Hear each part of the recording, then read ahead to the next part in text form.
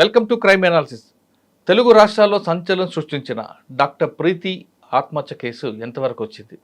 ఆ కేసులో డాక్టర్ సైఫ్ వేధింపుల వల్లే చనిపోయినట్టు ఆమె రాసిన సూసైడ్ నోట్కి అప్పట్లో విద్యార్థి సంఘాలు బాగా ఘర్షణ చేయడంతో యూనివర్సిటీ అతను సస్పెండ్ చేసింది. అతను సస్పెండ్ పై కోర్టుకు వెళ్ళి తిరిగి సస్పెండ్ నుంచి బయటపడినట్టు తెలుస్తుంది. అసలు ఆ కేసు ఎంతవరకు జరిగింది, ఇప్పటి వరకు ఏ విధంగా వచ్చింది, అందులో సైఫ్ రోల్ ఎంతవరకు వచ్చింది, యూనివర్సిటీ అధికారులు ఏ విధంగా ప్రవర్తిస్తున్నారు విషయంపై మనతో మాట్లాడడానికి హైకోర్టు అడ్వకేట్ శ్రీకాంత్ గారు ఉన్నారు. ఆయన అడిగి తెలుసుకుందాం. సార్ నమస్తే అండి. నమస్తే. ప్రీతి ఆత్మహత్యకి సైఫ్ కారకుడు అంటూ కేసు అయిందండి. అవును. ఆమె ఆత్మహత్యకి సైఫ్కి మేమేం సమర్థించట్లేదు. నిజంగా చాలా దారుణమైన సంఘటన, అందులో డౌటే లేదు. అమ్మాయి ఇతనంతా వేధించబట్టే ఆయన అమ్మాయి సూసైడ్ చేసుకుందండి.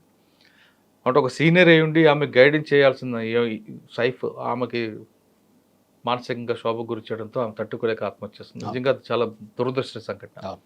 ఆ కేసులో పోలీసులు అరెస్ట్ చేశారు. ఇతమే 306 పెట్టినట్టున్నారు. తర్వాత కోర్టుకు వెళ్ళారు. మీరు డిఫెన్స్ అడ్వకేట్.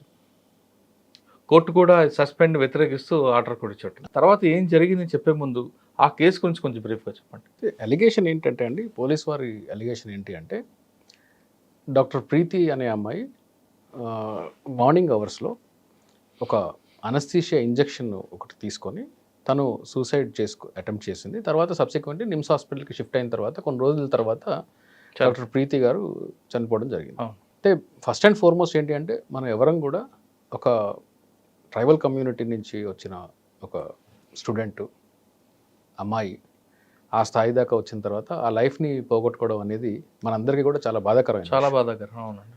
అంటే ఏ కమ్యూనిటీ అంటే స్ట్రగుల్ చేసి వచ్చిన ఎస్సీ అమ్మాయి ఇంత స్థాయికి వచ్చిందంటే, ఇంత స్థాయికి వచ్చిందంటే దాన్ని మనందరం కూడా ఆ లాస్ని మనం భర్తీ చేయలేం, తిరిగి తీసుకురాలేం ఖచ్చితంగా. అయితే డాక్టర్ ప్రీతి గారు చనిపోవడంలో నాకు కూడా సానుభూతి ఇవి ఉన్నాయి. నేను చాలా నిజంగా ఆ న్యూస్ విన్నప్పుడు కూడా చాలా హర్ట్ అయ్యాను. మంచి మైండ్, సొసైటీకి పనిచేయాల్సిన మైండ్ అమ్మాయిది. బట్ అన్ఫార్చునేట్లీ మనం కోల్పోయాం తల్లి. మరి అటువంటి బాధ ఉన్న మీకు అవతల నిందితుడి తరఫున కేసు ఎందుకు వాదించాల్సి వచ్చింది? మంచి ప్రశ్న. అయితే నిందితుడి తరఫున నేను కేసు ఎందుకు తీసుకోవాల్సి వచ్చింది అని అంటే, ఒక వ్యక్తి విక్టిమ్ అలిగేషన్ సూసైడ్ చేసుకొని చనిపోయింది అనే అలిగేషన్ ఉన్నప్పటికీ స్టేట్ డ్యూటీ ఏంటి అంటే, ఎవరైతే నిందారోపితుడు ఉన్నాడో, అక్యూజ్డ్ పర్సన్ ఉన్నాడో, అతని పట్ల స్టేట్ అనేది పోలీస్ వ్యవస్థ కానీ యూనివర్సిటీ వ్యవస్థ కానీ చట్టం కానీ ఫెయిర్గా ఉండాలి. అంటే అతను శిక్షించండి. ఒకవేళ తప్పు చేశాడని రేపు పొద్దున ట్రయల్లో చేశారు కదండి, ఆల్రెడీ యూనివర్సిటీ అదే, అతను శిక్షించండి. ఎప్పుడు అతని నేరారోపం నిరూపించబడినప్పుడు శిక్షించాలి. అందులో ఎటువంటి ఇది లేదు. కానీ మీరు ఏ విధంగా ఈ కేసుని చేస్తున్నారు, ఏ విధంగా ఒక వ్యక్తిని మీరు అక్యూజ్డ్ పర్సన్ అని చెప్పేసి అన్నారు అని చూసినప్పుడు, నేను క్రిమినల్ కేసులో నేను ఇన్వాల్వ్ కాలేదు. కానీ యూనివర్సిటీ సస్పెన్షన్ మ్యాటర్ కోసం నేను ఆ కేసు మొత్తం చదివినప్పుడు ఇతను సస్పెండ్ చేశారు. సస్పెన్షన్ని మేము ఛాలెంజ్ చేసాం. అయితే నేను ప్రధానంగా చూసింది ఏంటంటే, మురళి గారు, ఇక్కడ నో డౌట్ ఒక మంచి మెడికల్ స్టూడెంట్ని మనం కోల్పోయాం. అట్ ద సేమ్ టైం ఒక అక్యూజ్డ్ పర్సన్ని ఎలా ఒక యూనివర్సిటీ డీల్ చేయాలి, పోలీసు వ్యవస్థ అతన్ని ఎలా చట్టం పరిధిలోకి తీసుకురావాలి అనే ఒక ప్రొసీజరల్ ల్యాబ్స్ ఎంత ఉంది అంటే దీంట్లో, రేపు పొద్దున చాలామంది అనుకుంటారు, లేదు మేము టీవీల్లో చూసాము, మీడియాలో వచ్చేసింది, యూట్యూబ్లో వచ్చింది, వాట్సాప్లో వచ్చింది, ఇదే నిజమని నమ్ముతారు. కానీ మీరు యూనివర్సిటీ ఏ విధంగా తనని సస్పెండ్ చేసిందో మీరు ఒకసారి అబ్జర్వ్ చేస్తే చాలా బాధాకరం. దీనివల్ల నిజమైన దోషులు ఎవరన్నా ఉంటే తప్పించుకుంటారేమో అనే ఒక డౌట్ కూడా నాకు ఉంది. ఎందుకు అంటే, రిపోర్ట్లో రాస్తారండి, కాలేజ్ యూనివర్సిటీ రిపోర్ట్లో రాస్తారు, పోలీసు వారు ఈ ఎంక్వైరీ కమిటీలో మెంబర్స్ ఎవరు ఇన్వెస్టిగేషన్ చేసేవాళ్ళు, వాళ్ళు రాలేదని చెప్పేసి ఎంక్వైరీ 1-2 సార్లు ఆపుతారు, డిలే చేస్తారు, ప్రెషర్ తట్టుకోలేక సస్పెండ్ చేస్తున్నాము అని చెప్పేసి రాస్తారు. చట్టం ఏం చెప్తుంది అంటే, 2021లో స్పెషల్గా గైడ్లైన్స్ ఉన్నాయి, ర్యాగింగ్ని ఎలా చేయాలి, 19 అనుకుంటాను అమెండ్మెంట్స్. ఈ రెగ్యులేషన్స్ ఉండగా రెగ్యులేషన్లు ఒక్కటి కూడా పాటించకుండా అసలు యూనివర్సిటీలో నాకు ఆశ్చర్యం అనిపించింది. మన తెలుగు రాష్ట్రాల్లో ఒక 2-3 యూనివర్సిటీలు నేను కంపేర్ చేసి చూశాను. పర్టికులర్లీ ఈ కాకతీయ మెడికల్ కాలేజ్లో కూడా చూశాను. చూస్తే ఈ యాంటీ ర్యాగింగ్ వ్యవస్థని చట్ట పరిధిలో వీళ్ళు నడపట్లేదు. యాంటీ ర్యాగింగ్ వ్యవస్థ లేనప్పుడు, ఎంక్వైరీ చేయనప్పుడు సస్పెన్షన్ ఎలా చేస్తారు? ఎంక్వైరీ చేయకుండా, దానిలో ఫెయిర్ ఎంక్వైరీ చేయకుండా, అక్యూజ్డ్ పర్సన్కి ఆపర్చునిటీ ఇవ్వకుండా మీరు సస్పెండ్ చేయడానికి వీల్లేదు. స్టిపులేటెడ్ ప్రొసీజర్ ఫాలో అవ్వాలి. ఓకే, స్టిపులేటెడ్ ప్రొసీజర్ ఫాలో అవ్వకుండా పోలీసు వారు మమ్మల్ని ప్రెజర్ చేస్తున్నారు, సొసైటీలో ఆగ్రహం ఉంది కాబట్టి నేను సస్పెండ్ చేస్తున్నాం అంటే కుదరదు. రిపోర్ట్లో అదే రాశారు. తర్వాత ఎన్ని ప్రొసీజరల్ ల్యాబ్సెస్ ఉన్నాయి అంటే, చట్టం ఈరోజు ప్రజెంట్ ఉండే రెగ్యులేషన్ 2021 రెగ్యులేషన్స్ అంటే దాన్ని అమెండ్మెంట్ చేసి రెగ్యులేషన్స్ని మార్చారు. కాలేజ్ వాళ్ళు ఏం చేశారంటే 2009 చట్టం కింద అతను సస్పెండ్ చేశారు. ఓకే. ఇప్పుడు నేను ఒక ప్రశ్న అడుగుతాను. చట్టాన్ని ఫాలో అవ్వాల్సిన చట్టాన్ని ఫాలో అవ్వకుండా మీరు ప్రొసీజర్ ల్యాబ్స్ చేస్తే, ఒకవేళ నిజంగానే ఒక వ్యక్తి తప్పు చేసి ఉంటే తప్పించుకోరా? ఆబ్వియస్గా తప్పించుకుంటారు. సో దీనికి రెండు సైడ్లు ఉన్నాయి. మీరు నేను ఎందుకు కేసు వాదించాను అంటే, దీనికి రెండు పక్షాలు ఉన్నాయి. నిజమైన తప్పు చేసిన వాళ్ళు తప్పించుకోవచ్చు, అలాగే తప్పు చెయ్యని వాళ్ళు ఇరుక్కొనవచ్చు. ఈ రెండిట్లో ఏది అనేది కానీ రేపు పొద్దున కోర్టు తేల్చాలి. చాలా క్లియర్ పెడుతుంది కదా, నాకు ఫలానా వ్యక్తి నాకు నేను తెలుస్తున్నాడు. ఈ రోజు ఉండే పరిస్థితిలో ఏంటంటే మ్యాటర్ సబ్జుడైస్ ఉంది కాబట్టి, కోర్టులో ఉంది కాబట్టి నేను వాటి మీద నేను కామెంట్ చేయను. నేను చూసిన ఎవిడెన్సెస్ ప్రకారం నేను ఎక్కడి దాకా లిమిట్ అవుతున్నాను అంటే, కాలేజ్ వాళ్ళు, యూనివర్సిటీ వాళ్ళు ఈ యాంటీ ర్యాగింగ్ కమిటీ గైడ్ లైన్స్ని, రెగ్యులేషన్స్ని ఫాలో అయ్యారా లేదా? లేదు. కోర్టు చెప్పింది క్లియర్గా, కోర్టు చెప్పింది లేదు అని. చట్టంలో ఉండే పలు మ్యాండేటరీ కండిషన్స్ని ఫాలో అయ్యారా? కోర్టు లేదు అని చెప్పింది. అట్లాగే కోర్టు ఒక స్టెప్ ముందుకు వేసి మరి కోర్టు జడ్జ్మెంట్ చదవండి.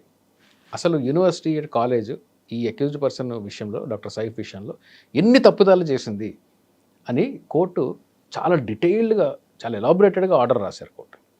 అయితే ఈ సస్పెన్షన్ని ఎత్తివేస్తున్నాము, ఈ suspension is illegal, arbitrary, illegal, అసలు ఇది చెల్లదు సస్పెన్షన్ అని చెప్పేసి కోర్టు చెప్పిన తర్వాత మరి యూనివర్సిటీ తరఫున న్యాయవాదులు, కాలేజీ తరఫున న్యాయవాదులు ఏమన్నారంటే, ఇది ఒక సీరియస్ క్రైమ్ కాబట్టి మాకు ఈ ప్రొసీజరల్ ల్యాబ్సెస్ ఉన్నాయి, ఇది ఆర్గ్యుమెంట్లో మాకు తెలుస్తున్నాయి, అదే మాకు ఒక అవకాశం ఇవ్వండి, మేము సరిదిద్దుకుంటాం దీన్ని అని అన్నారు.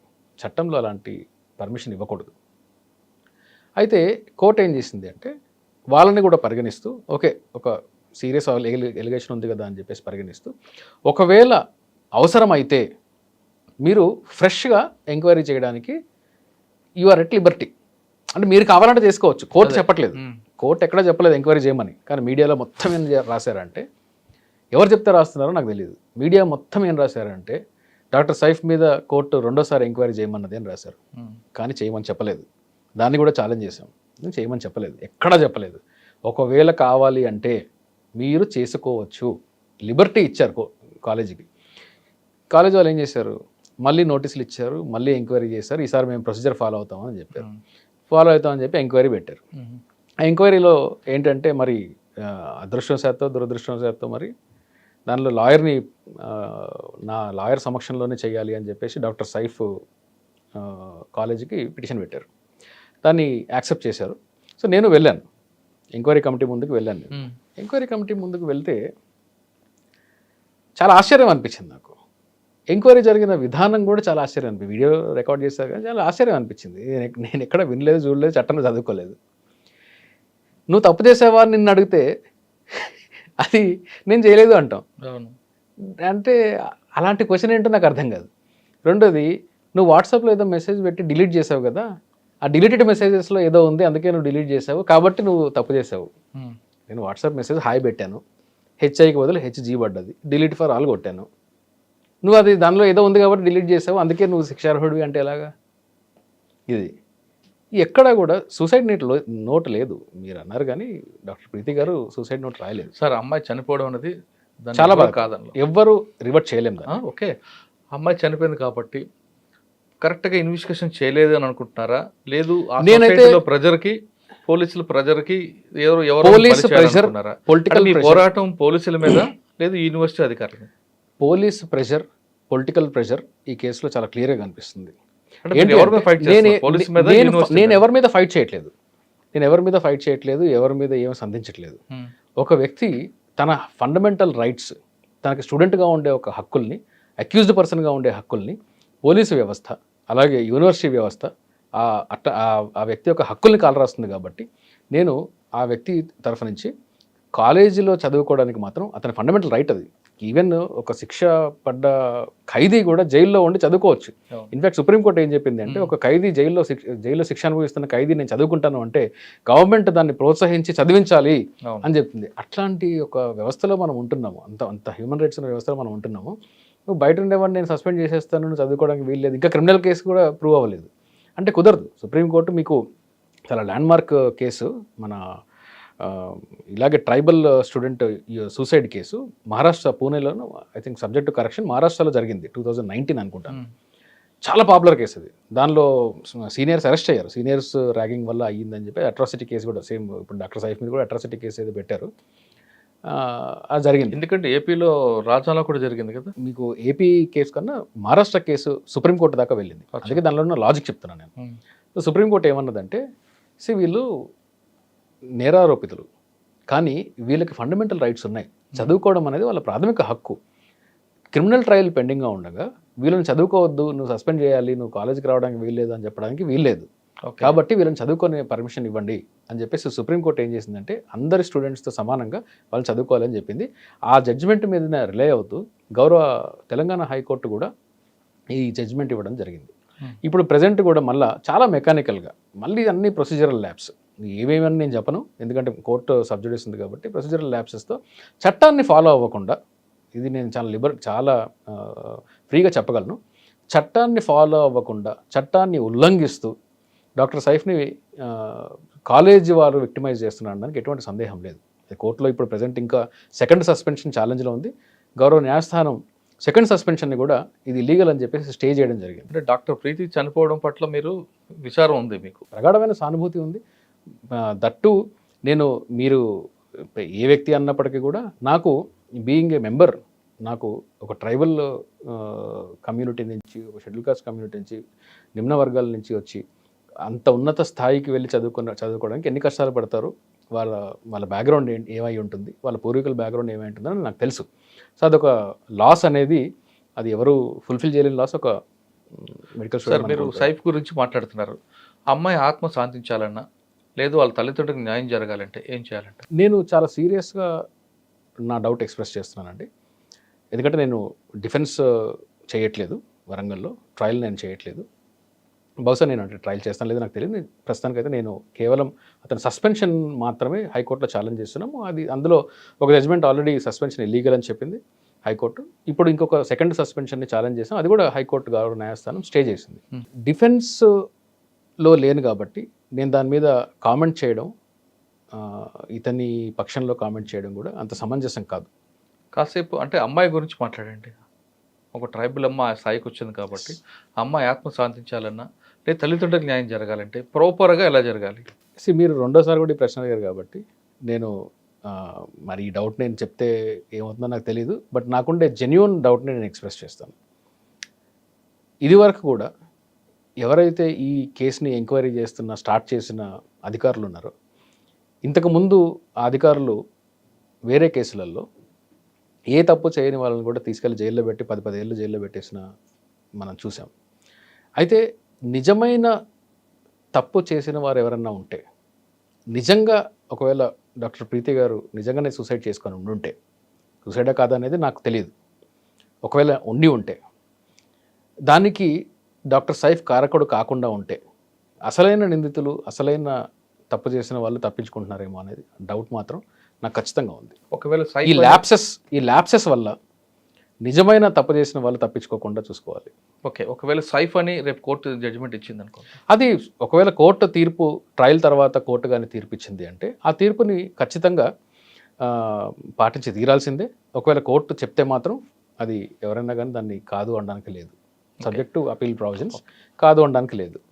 అయితే ఇక్కడ ఏంటి అంటే, మనము యాజ్ ఎ సొసైటీ, మురళి గారు, మనం ఎలా ఆలోచించాలి అంటే, మీడియాలో ఏదో చెప్పారు, అతను ముస్లిం కాబట్టి నేను ఏదో అనేస్తాను అని చెప్పేసి ఇది లవ్ జిహాద్ అనే యాంగిల్ ఇస్తాను. వాళ్ళిద్దరికి ప్రేమ లేదు, అలాంటి ఎలిగేషన్ కూడా లేదు. వాట్సాప్లో నేను చూశాను. అట్లాగే ఇతనికి ఏదో అప్పట్లో డిప్యూటీ సీఎం గారు ముస్లిం అయినంత మాత్రాన అతను ఇది రిలేషన్ అని, ఆయన పేరు కూడా ఇతనికి తెలియదు పాపం, అవును. రిలేషన్ అని. ఇట్లాంటివి అంటే మతం కోణాన్ని దీన్ని జోడించి మీ పొలిటికల్ ప్రెజుడిస్ని జోడించేసి దీని మీద ఎవరో పొలిటికల్ పర్సన్స్ వచ్చి ఇన్వాల్వ్ అయిపోయి దీన్ని సైడ్ ట్రాక్ చేయడం వల్ల డాక్టర్ ప్రీతి గారికి అన్యాయం జరుగుతుంది. డాక్టర్ ప్రీతి గారు చనిపోయిన దాని మీద ఆవిడకి సరైన న్యాయం జరగట్లేదు అనేది నా ఆరోపణ. డాక్టర్ ప్రీతి ఆత్మహత్య అనేది అసలు నిందితులకు తెలియాలంటే కరెక్ట్గా ఇన్వెస్టిగేషన్ చేయాలి. అదేవిధంగా అప్పట్లో ఉన్న అధికారులతో కాకుండా ఫ్రెష్గా ఇన్వెస్టిగేషన్ చేస్తే అసలు నిజం బయటపడుతుంది అంటున్నారు శ్రీకాంత్ గారు. కేవలం సైఫిన్ మాత్రమే కాకుండా కరెక్ట్గా ఇన్వెస్టిగేషన్ చేస్తే గత కేసులతో పోల్చిన అధికారి కాకుండా వేరే అధికారితో పెడితే అసలు నిజం బయటకు వచ్చే అవకాశం ఉంటుంది. అదేవిధంగా ప్రీతి కుటుంబ సభ్యులకు కూడా న్యాయం జరిగే అవకాశం ఉందంటూ శ్రీకాంత్ గారు చెప్తున్నారు. ఇది డాక్టర్ ప్రీతి గారు ఆత్మహత్యపై శ్రీకాంత్ గారితో వ్యక్తులు తింటూ వచ్చేవారం మరో గెస్ట్తో మళ్ళీ కలుద్దాం. నమస్తే, thank you sir, thank you very much. Thank you.